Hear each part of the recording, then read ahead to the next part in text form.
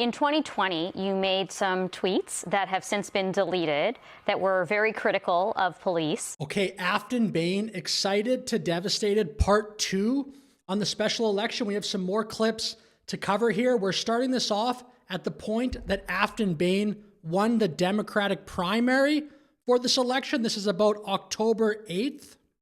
She spoke about how her win showed that grassroots organizing works and that she hopes to get even more support moving forward.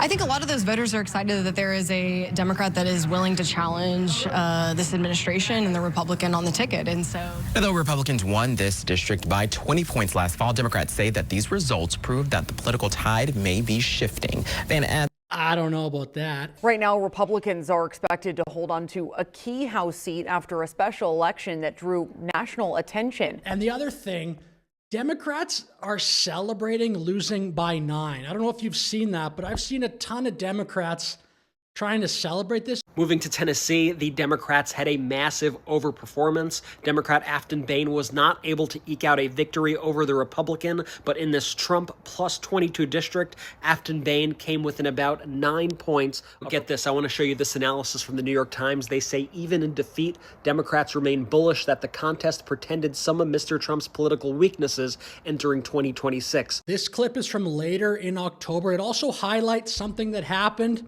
in the past, which I had not actually seen up until this point. On her website, she describes herself as a pissed-off social worker. That was on display back in 2019, before she was elected to the state legislature. She was arrested for disorderly conduct, protesting the actions of the Speaker of the House at the time, Glenn Cassida, who was recently convicted on federal corruption charges. but that was a moment in which I was standing up to corruption. I was standing for transparency and accountability in government. And I guess I'll take her word for it, but yeah, quite the shot there. Just her screaming and I guess getting kicked out. Okay, now we're toward the beginning of November. I want to include this, some campaign event with Jasmine Crockett. Representative Crockett! Testing. She still can't hear. We're trying, y'all. Thanks for bearing with us. She can hear us. Okay. Well, Representative Crockett, we've got a lot of people in the audience here. This is the rising star right now of the Democrat Party, Jasmine Crockett. I am tired of the white tears. Listen, if you are competent, you are not concerned. When I walk into Congress every single day, you know why I don't feel a way and why you can't make me doubt who I am is because I know that I had to work 10 times as hard as they did just to get into the seat. Very interesting clip here, which I have not covered yet. This is November 23rd. Afton Bane is pressed about some old tweets on MS Now, actually. Representative, in 2020, you made some tweets that have since been deleted that were very critical of police.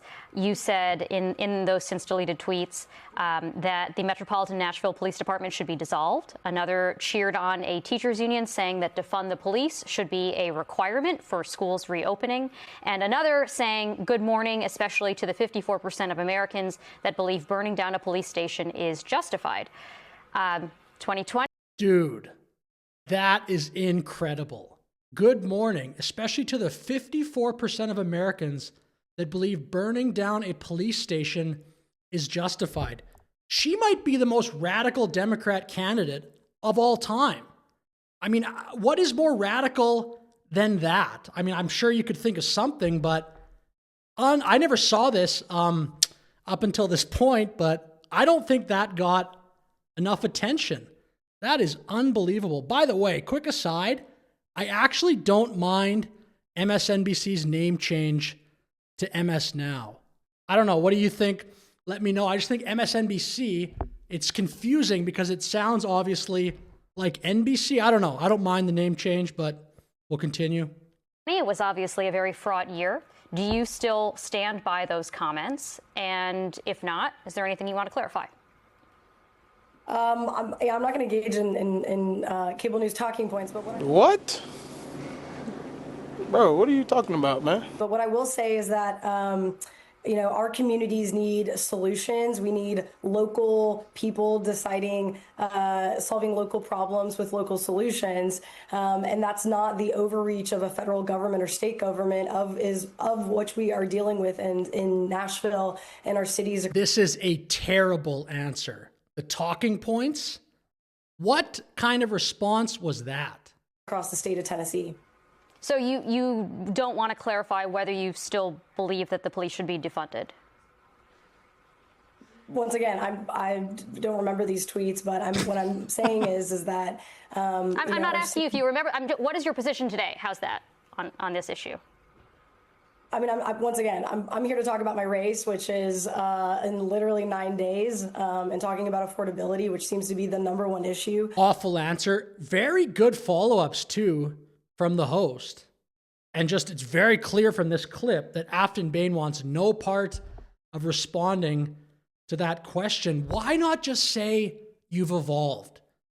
Like, obviously there's some reason, I would assume, right, to not say that, but why don't you just say, oh yeah, I don't agree, that tweet was nuts. I changed my mind. I was caught up in the 2020 fervor. Why not say that? We moved to this other interview, also posted on November 23rd, so pretty close to the election as well. What would re-election look like? Is this a one and done situation? Like, how do you stay in office if you get in there? Yeah, the mechanics are tough, right? Because the aftermath of, unless we can build a coalition of people who will reverse the Medicaid cuts, whoever's in office next year is going to be blamed for the aftermath of this bill that passed in July. And I'm not naive to that. I think what it would... I mean, pretty funny question. No re-election. Van Epps has to worry about this, I guess. Matt Van Epps, the Republican nominee for Congress in Tennessee's 7th District, has won the special election. And then here we get Afton Bane's Trump impression. Not the worst. I mean, it's not very good. And just briefly, hearing President Trump mention my name was probably the highlight of this campaign. And I thought he was going to be like, Ivanka's way cuter than Afton Bane, blah, blah, blah. She's not a real blonde. But no, he went the historical conventional route, which was, I'm a left-wing lunatic. So that's, yeah. Good Trump. I didn't hear this. I'll try to find this, Trump mentioning Afton Bane. I know he posted about this on Truth Social. #2, she hates country music. How the hell can you elect a person like that?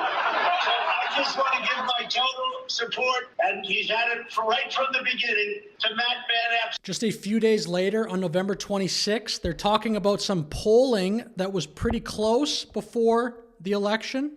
I just mentioned, I mean, according to a new poll, your race in that very same district is very, very close. So help us understand how you made this thing a toss-up.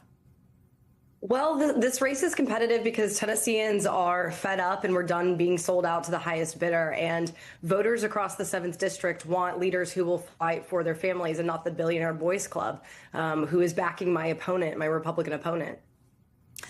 I think so. The video there freezes, but the Billionaire Boys Club. I think if you had to pick, which party would you associate billionaires with, Democrat or Republican? I think it would be Democrat. Donald Trump thinks that we should trust him on the economy because he claims to be very rich. But take it from an actual billionaire.